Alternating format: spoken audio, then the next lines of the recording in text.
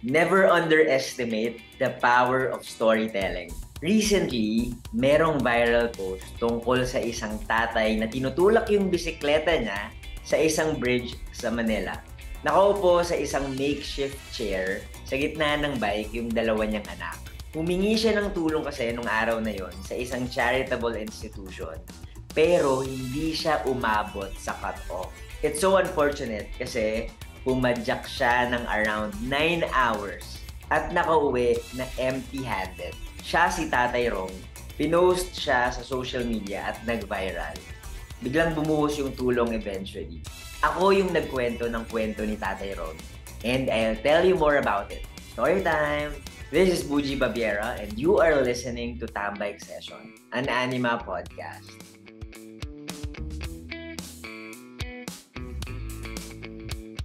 Naniniwala talaga ako na bikes bring opportunities. And at the same time, mobility brings opportunities as well. Sobrang naantig talaga yung puso ko when I learned about the story of Tatay Rom. Na imagine niyo, pumadyak siya ng sobrang haba para lang humingi ng tulong. Nakakatuwa nga rin isipin na after I posted the story, sobrang daming nag-reach out at ang daming tumulong. Let me share to you the journey of Tatay Romy's viral story. Paano at ano nga ba yung nangyari? Ito na yung story time. So, ang nangyari nung araw na yon, it was around 10:30 a.m. Nakita ko siya sa Mabini Bridge sa Manila. It was a Thursday, November 23 yon. So, galing ako sa condo ko, tapos pauwi ako ng bahay namin sa Manila, sa Sampaloc. Dala-dala ko yung ano nun yung Nacto Ranger ko, isang electric bike, nakasabit pa sa bike ko noon yung laundry ko. Kasi meron kaming laundry shop dun sa bahay. So, sabi ko, okay, magpapalaba ako and I'll just bike it. Ibabike ko from my condo sa Makati papunta sa Manila. Masaya ako kapag nagbabike. Usually, I sing. So, kanta-kanta ako, la la la la la la, ganyan.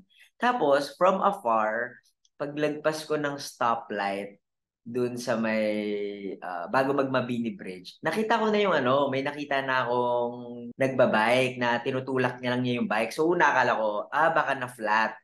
And then, when I passed him, nakita ko na merong dalawang batang nakaupo dun sa bisikleta niya. Kaya niya tinutulak yung bike kasi ito was uphill. Mabigat yung bike dahil may dalawang bata and delikado dahil baka sumemplang sila. Tapos sa gilid doon dumadaan yung mga truck, mabibilis na sasakyan, mga motor. So it's safer for the cyclist na may dalang dalawang bata na itulak na lang yung bike.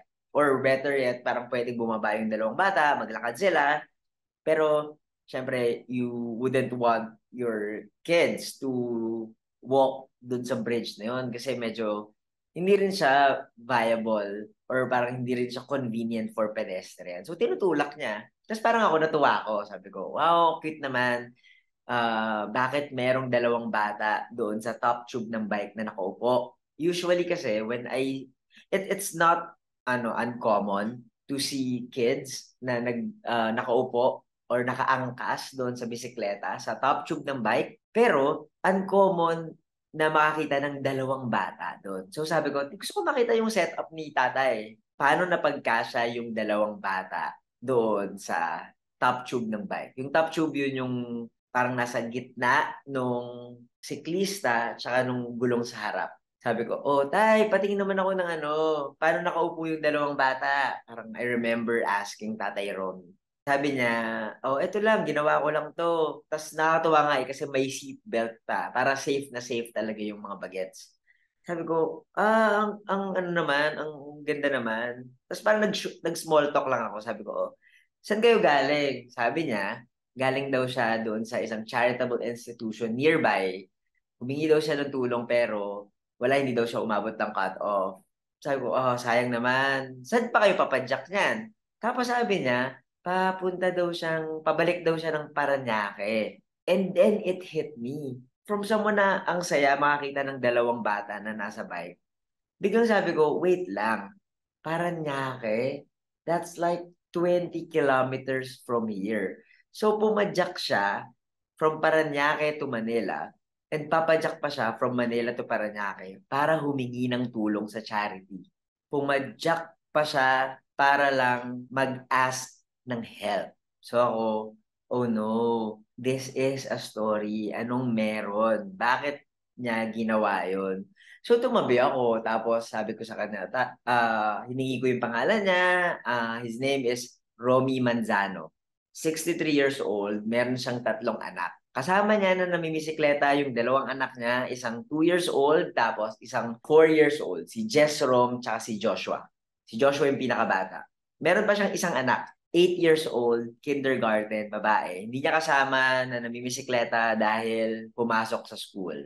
Sabi niya, umalis daw siya sa Paranaque ng 6 a.m. at pumunta sa may Pandakan sa Manila para humingi ng tulong. Nabalitaan daw niya sa mga tao na namimigay daw ng bigas at mga delata doon sa lugar na yon. According to Tatay Romy, walang-wala na daw sila nung araw na yon. Parang hirap na hirap sila at parang kailangan talaga nila ng tulong. Wala na silang makain. Kunento nga niya na the night before siyang pumadyak, on that long journey, kumain pa daw siya ng lugaw. Lugaw lang yung kinain niya the night before para lang at least meron siyang energy na pumadyak papunta dun sa charitable institution. So, padyak siya. Dumating siya dun sa charity ng mga around 10 a.m., 10:15, 10:30, only to find out na hindi siya umabot sa cut-off. According to him, 3 lang daw araw-araw nabibigyan ng tulong at sinabihan daw siya ng gwardiya na bumalik na lang daw siya the next day and try his luck. Agahan daw niya para makatanggap siya ng ayuda. Pero parang ang lungkot, no? Kasi 6 a.m. You travel 6 a.m. just to ask for a sack of rice. Or, hindi pa ngayon sack ng rice eh. Konting bigas lang yon. Tinanong ko siya, Tay, ano nang gagawin nyo? Susunod, sabi niya, wala. Papadyak daw siya pa uwi. So imagine, pumadyak ka ng 6 a.m. to around 10:30. That's more than 4 hours of biking. Papadyakin niya ulit pabalik. That's another more than 4 hours of cycling. Around 9 hours ng pamimisikleta under the sun para lang humingi ng tulong, walang pagkain and all. So sabi ko, he's so sad. Tinanong ko din naman siya, sabi ko, yung asawa niyo po, anong trabaho? Yung wife niya, labandera, pero hindi nakatira sa kanila dahil nakatira daw sa kabilang village dahil doon daw yung mga customers. Umuwi lang from time to time yung wife. And yung wife niya ay per-earn ng mga around 400 pesos a day. Tinanong ko siya, ikaw Tay, anong trabaho mo? Isa raw siyang welder. He was doing well before. Maraming trabaho, pero ngayon, parang wala siyang nakukuha trabaho dahil natapos na yung mga project niya. And kung kukunin man siya, hindi araw-araw yon. So may mga araw na wala talaga siyang trabaho, may araw na nagbabantay lang siya ng mga bata, may araw na rumaraket lang siya, naghahanap siya ng kotse na pwedeng linisin, na pwedeng i-car wash. Eh, nagmamadali ako noon dahil meron akong appointment kinahaponan. So, nagpaalam ako kay Tatay Romy, nagpaalam din ako kung pwede ko silang picturean at i-post yung mga pictures at ikwento yung kwento nila sa cycling platform ko, which is First Bike Ride. Yung point ko of posting their story is that, una, yung mobility. Hindi disente na mamisikleta ng more than 4 hours with 2 kids na sobrang bata pa para lang humingi ng tulong. Parang para sa akin, hindi yun hindi yun tama. Hindi yun, that's so sad. Na dapat hindi na i-experience yun ng mga tao, hindi yun na i-experience ng mga Filipinos. So I want to share the story na dapat hindi ganon. Dapat, or parang ma-realize ng audience ko, ng mga readers na dapat hindi ito nangyayari. And another thing is, dapat hindi nangyayari na humihingi ng tulong yung mga tao sa mga basic needs nila. Lalo na yung mga bata, nakakaawa na yung mga bata wala silang makain, wala silang disenteng pagkain. Sabi ni Tatay Romy, minsan daw lugaw lang din talaga yung kinakain ng mga bata. Or, instant noodles, delata. Very heart-wrenching to know these things. And itong mga bagay na to, nangyayari talaga siya sa totoong buhay. So in any case, paalam na ako kay Tatay Romy, pumadyak na siya pabalik ng Paranaque. Ako naman, umuwi na ako sa bahay para i-drop off yung laundry. Pahinga ng konti, and then I went to work. Hindi pa rin mawala sa isip ko yung storya. So, I'm teaming up with UNICEF for a certain project, and I asked permission kung okay lang ba. Parang nagtanong pa ako tinanong ko muna sila kung is it ethical to post the photos of the kids? Dahil, syempre, minor sila. Pero I asked permission naman from the dad. After some time, nakatanggap ako ng confirmation from UNICEF na parang, it's okay as long as you got consent from the father, you can post the photos of the children. So, dumami yung trabaho ko nung mga sumunod na araw. Kaya sabi ko, okay, isi-shelf ko muna yung story. I'll finish all my work, and then if I have free time, I'll post it. I saw them Thursday, November 23. November 25, it was a Friday. Jam-pack din yung araw ko. Nagsimula yung araw ko mga 7 a.m. Tuloy-tuloy yon until the evening. Meron akong flight ng mga 8 p.m., 9 p.m. papunta sa Iloilo for the National Bike Day Awards and Recognition. So, isa akong finalist doon and kailangan kong lumipad. So, tinapos ko muna ang mga events ko during the day, and then dumiretso ako sa airport. It was Friday evening, ang haba ng pila sa check-in counter, and then I realized na, oh, meron pa pala akong story na hindi napopost. So dahil sobrang haba niya, sabi ko, sige, isulat ko na dito sa check-in counter yung kwento ni Tatay Romy. And then I'll post it on First Bike Ride, Facebook and Instagram. Parang sayang naman yung oras ko kaysa, alam mo yun, tunganga lang ako or nagso-social media lang ako while waiting for my turn sa check-in. So, sinulat ko yung kwento ni Tatay Romy. No expectations at all. And I was looking forward to the Iloilo trip kasi I'll be seeing some friends, I'll be meeting some people. It was an exciting weekend for me kasi hindi ko alam kung mananalo ba ako ng award or hindi. Sabi ko sa friends ko and my management, I told them, hey, I really want to enjoy this weekend. Sana walang trabaho. Gusto ko lang talagang i-enjoy and make memories sa Iloilo. So, natapos ko yung isulat yung story, in-upload ko siya while waiting dun sa boarding ng eroplano. So, sabi ko pa doon, naisip ko nga baka may mag-donate kay Tatay Romy. Pero I was not expecting na meron or madaming mag-donate. And since I want to enjoy Iloilo, nilagay ko yung contact number ni Tatay and nilagay ko yung address niya. Lumipad ako to Iloilo without, I'm not monitoring the post. Wala, as in, share ko na lang siya. Pagdating ko sa Iloilo, nagulat ako, ang daming notification, and when I saw the Facebook post, 10,000 shares. Wow, sobrang wild. Ang daming messages sa inbox ko. Meron akong nakitang message. It was from a guy telling me and asking me to please change the number that I posted on the post. Apparently, nagkamali ako ng type dun sa number na na-post ko. Hindi number ni Tatay Romy yung nalagay ko. Number ng ibang tao. Nagkamali ako ng isang digit or 2 digits. Basta nagkamali ako dun sa number. And sabi niya, ang dami daw tumatawag sa kanya, ang dami daw gustong magbigay ng tulong, and ang dami daw nagsasend sa kanya ng GCash.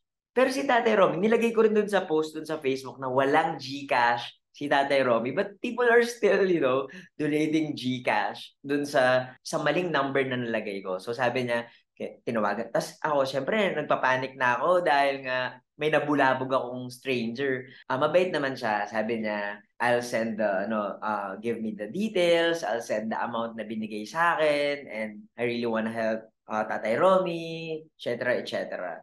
So, ginawa ko, dinilit ko yung number na pinost ko. Pero nilagay ko pa rin yung address. And afterwards, and pagkatapos wala, sabi ko, okay, I'll enjoy na Iloilo, ganyan. Umikot-ikot pa rin yung post until natulog ako that day na merong 40,000, parang 40,000 shares. 40,000 shares yung Facebook post. So ako medyo, oh no, this is crazy.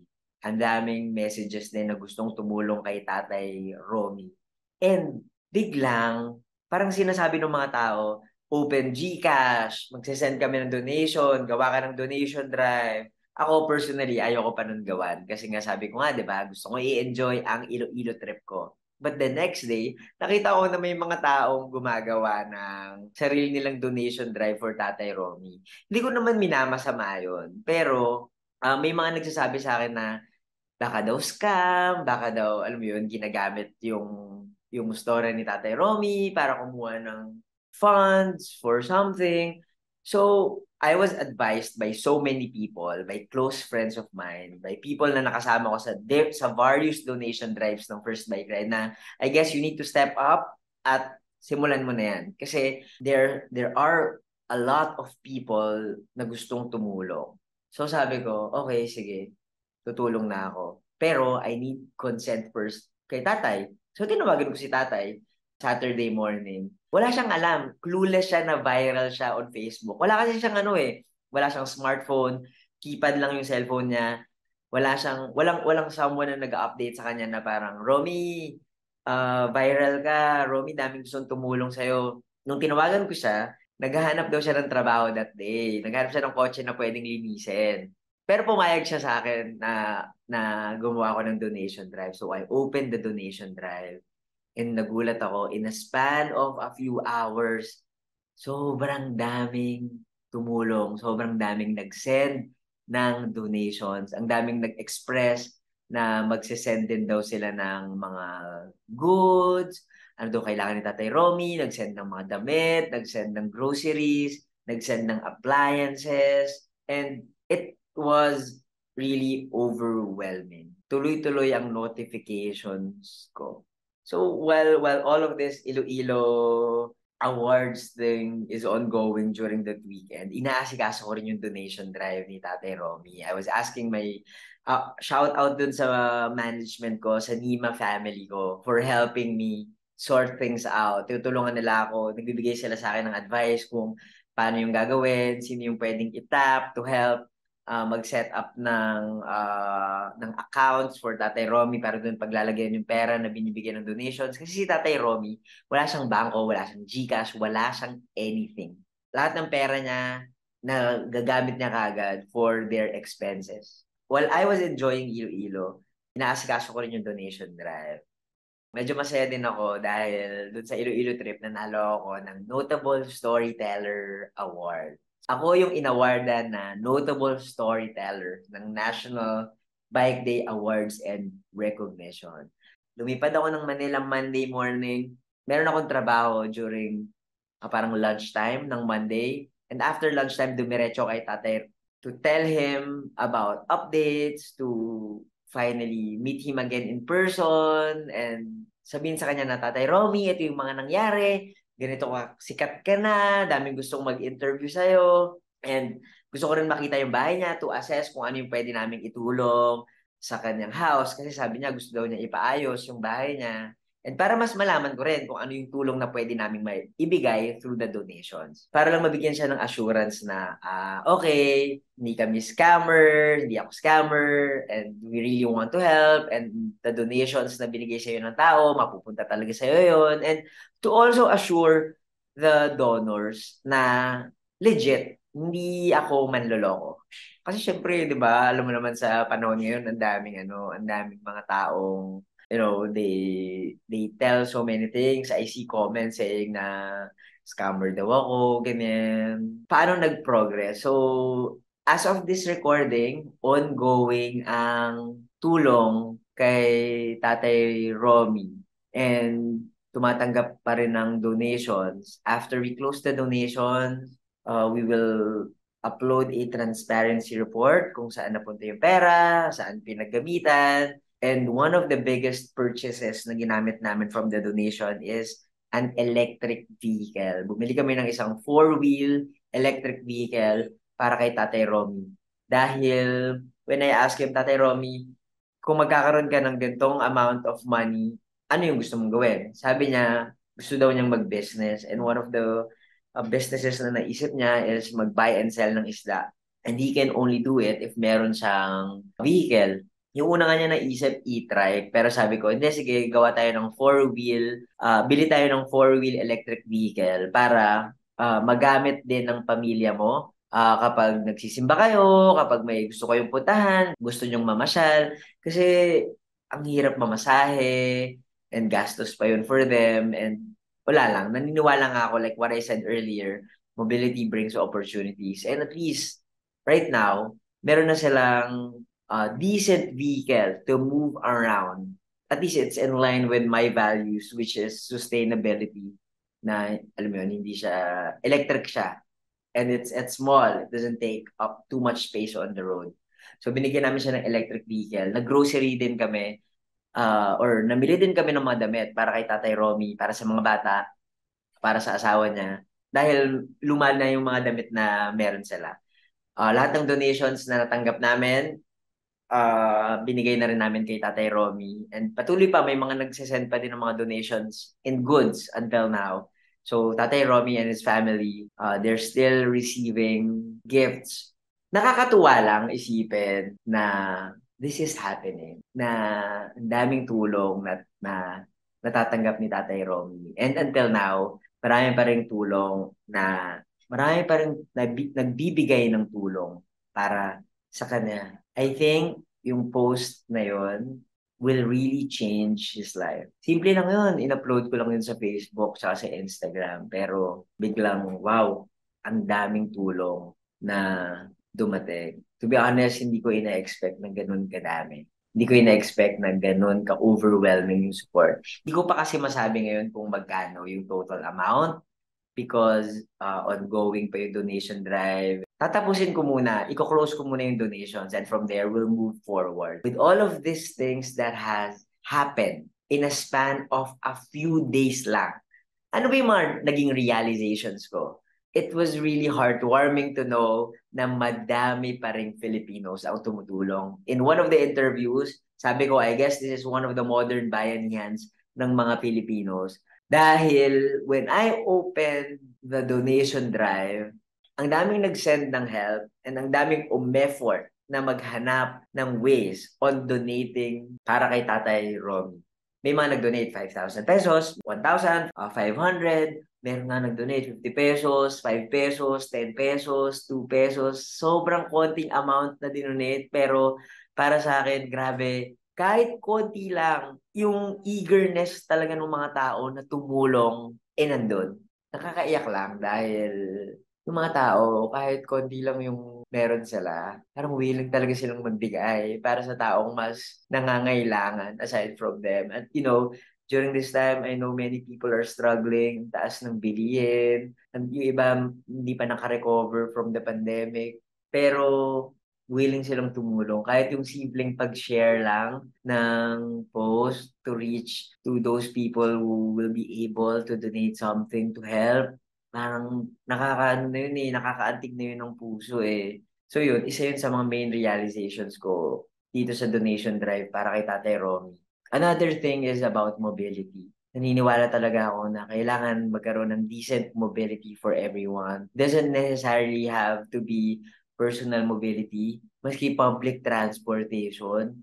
Imagine, Parañaque to Manila is around 20 kilometers and sobrang hirap mag-commute from that area to Manila para umabot ka sa early call time, para hindi ka maabutan ng cut-off. Wala talaga tayong decent mobility when it comes to long distances. Kaya sobrang nakakaawa na someone so desperate nagbike ng malayo para lang humingi ng tulong.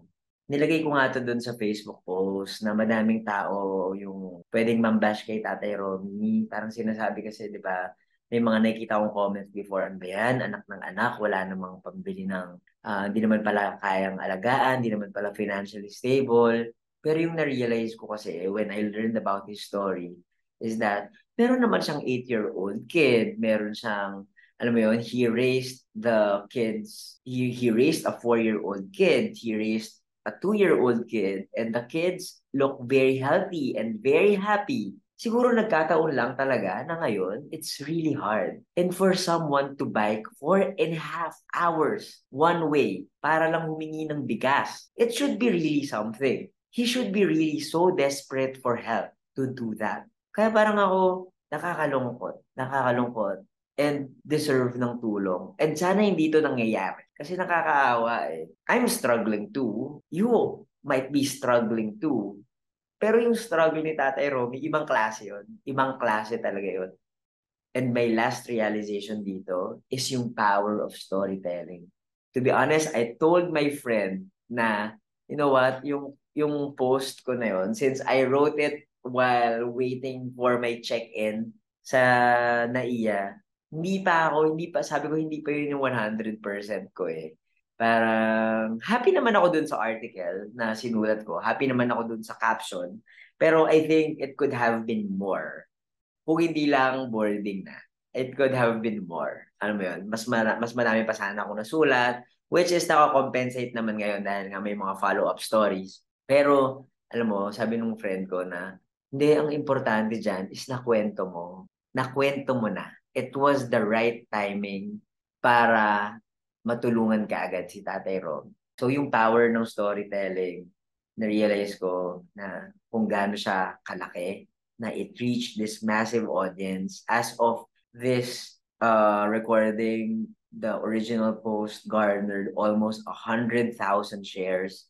And wala lang, grabe yung simpleng pagkikwento. Hindi ko in-expect na ganun kadami yung tulong na mabibigay kay Tatay Romy. Pero, yung simpleng post lang na yun, it will change someone's life.